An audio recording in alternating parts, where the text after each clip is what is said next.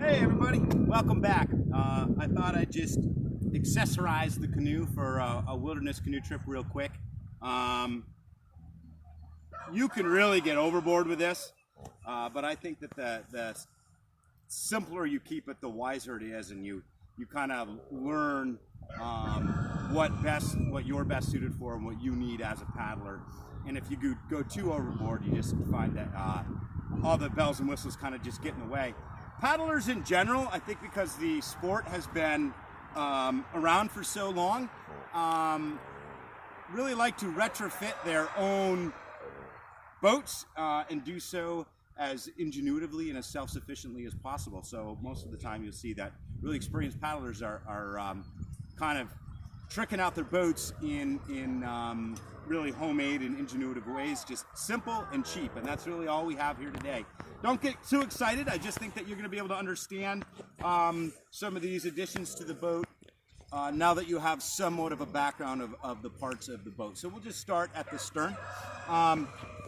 Here at the stern, I have a stern line. The stern line is held onto the boat with a snap link or a carabiner. You won't always see that. I like to do that because the carabiner can be used and will be used in a rescue scenario to do what's called a Z-drag rescue system. And also has many uses just around camp. And then I hold the stern line to the stern deck handle with what's called a thingamabob. You can find them really at any hardware store, and they have just so many uses. They're just an elastic tie down that's really simple to use. The line itself can be used at camp to set up tents or tarps or whatever else, but also we take the line out.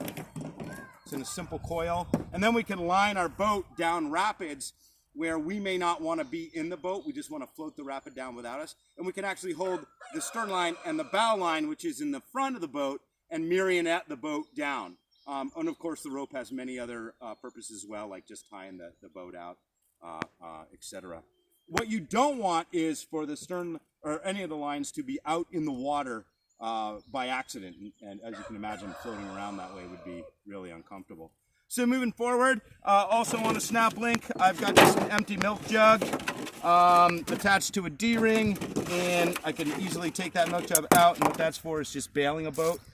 So it's yeah, you can flip a boat over and get water out of it, but the reality is if it's filled with gear, that can be really quite uncomfortable, if not impossible. And even in that case, you still can't get all the water out of it. You know, they do make full-on fabric decks, like nylon decks for a canoe, kind of out of like a tarp material that then snaps to the side of the boat, and there's cockpit holes. I've never found a reason to have one. It just seems like it's just too much. But I have seen other canoeists use them. I just find more ingenuitive ways to stay dry and just keep that simpler. So in front of my stern seat, I've got some foam that's glued down to the hull of the boat. That's just to protect the knees when you get onto your knees when you're running a rapid. Moving forward, I've just duct taped some foam blocks onto the center yoke or the center thwart, and that is when you're portaging or carrying the boat. When you throw it up on your shoulder, these large blocks will actually hit my shoulders, and my head or neck is padded with this thinner foam, and that really makes all the difference. If you're portaging for a mile or 2 miles, trust me, it gets exhausting. Here's a sponge with another thingamabobber on here. We'll pull that off. They do sell expensive paddling sponges, but this is just from the tiling section of the hardware store. And you just sop up any gear you want and any water you want and sponge it out. Here I've got a dry bag, which I'm going to get into later. A dry bag, not a wet bag, a dry bag, expedition dry bag. And that's held into the boat. I can flip it upside down and it's not going to come out of the boat. Held on by 2 epoxy and D-rings as well. One key I want to make is that any gear that's worth its salt is going to have its own little tie straps and things like that. So I make sure that this strap, which is just a shortened kind of ratchet, it's not even a ratchet strap, buckled strap, goes through that gear as well, so it can't pop out on its own. And if it was to pop out, it would still be held in. Here at the At the bow, I've got a bungee cord that I've just taken one of the S-hooks out of and put a loop of parachute cord in, so I can easily hook in like that. And that's just going to hold in a waterproof container for a map or a guidebook. And trust me, you're always breaking this out when you're on a wilderness trip. You're breaking it out and you're trying not to lose it to the wind. And it's always nice to have a place where you know it is on the boat.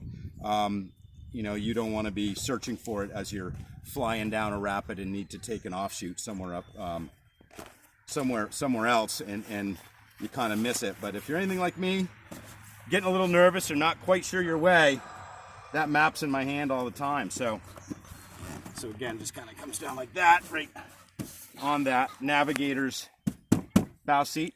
More foam blocking for the knees, and then I have just this little U-bracket here, which I've screwed into the gunnel, which holds a water bottle.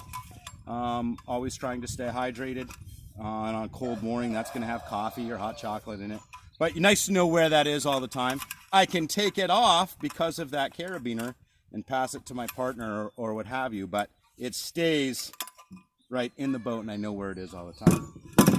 On to the bow deck. I have a similar system for my bow line. Not gonna take that out. You already have seen what that's like. Also held together with a carabiner. I have added another piece of shot cord here, and that's gonna hold my binoculars or a guidebook or whatever right up front. Whatever, you know, could be just some trail snacks or river snacks, what have you. But so there you go, some real simple accessories to kind of tricking out a canoe tripping boat. Everybody has, you know, more or less, but that's kind of what I do, and it really does make a difference. Anymore, it just seems like overkill. I know I'll show you a fully packed canoe before this is all over, but this is just kind of the ghost ship we're operating with right now. Thank you.